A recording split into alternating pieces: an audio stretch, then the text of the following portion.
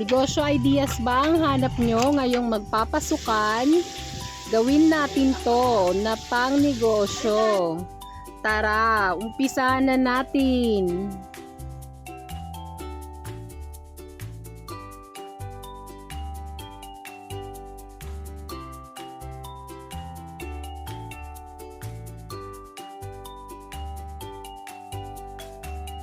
Ang una nating gagawin ay magpapakulo muna tayo ng ating breast chicken. Bali yan, sinama ko na rin yung buto nito para po isang salangan lang. Pwede po bang maglambing? Paki-comment naman po kung saan ang inyong location para malaman ko po kung saan umaabot ang ating mga videos. Titimplahan na natin. Bali naglagay na tayo ng sibuyas at ng luya. Tapos maglalagay din tayo ng ground pepper. Maglagay din tayo ng 1/2 teaspoon ng betchin. 1 tablespoon ng rock salt. Maglalagay na tayo ng tubig at tatakpan. Papakuluan po natin ito for 30 minutes. At kapag kumulo na po, tatanggalin na natin yung laman at aantayin natin itong lumamig para po mahimay. Share ko lang po, meron po kaming nabiling meat shredder. Mas madali po kung meron po tayong ganito. Paki-check na lang po sa description box. Maraming salamat! Magpapainit na po tayo ng ating mantika.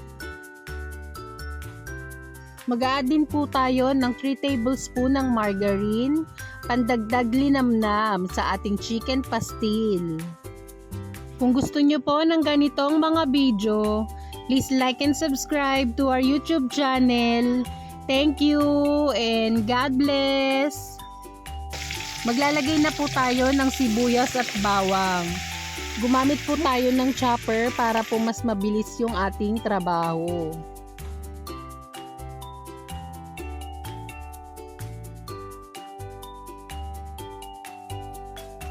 Hahaluin lang po natin ito para hindi masunog at aantayin natin mag-translucent ang ating sibuyas at bawang. Maglalagay tayo ng pangkulay sa ating chicken pastil. Bali gumamit po tayo ng 1 tablespoon ng annatto seed, tapos nilagyan ko lang to ng lye water para po mag-extract yung food color nito.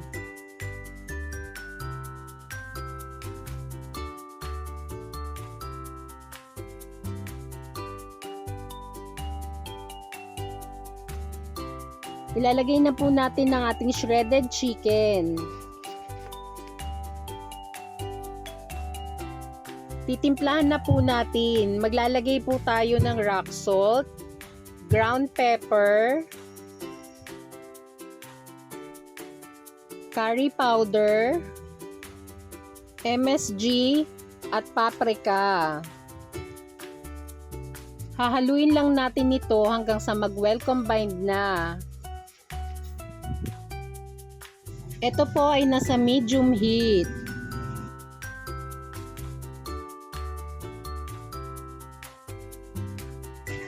Mag-a-add po tayo ng oyster sauce at suka para po pang patagal ng shelf life ng ating chicken pastil. Isisimmer lang po natin ito for 45 minutes sa mahinang apoy. Naglagay din po tayo ng laurel, pandagdag aroma.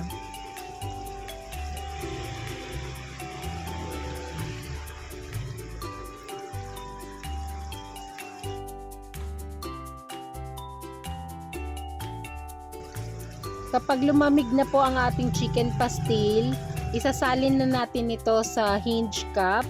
Ang sukat po nito ay 4 ounce. At para po may idea kayo, ang bentahan ko po nito ay 35 pesos.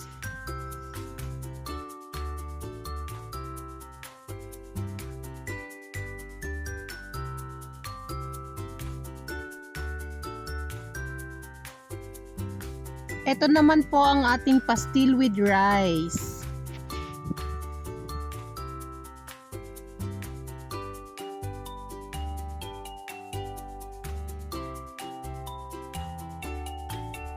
Pwede po bang maglambing?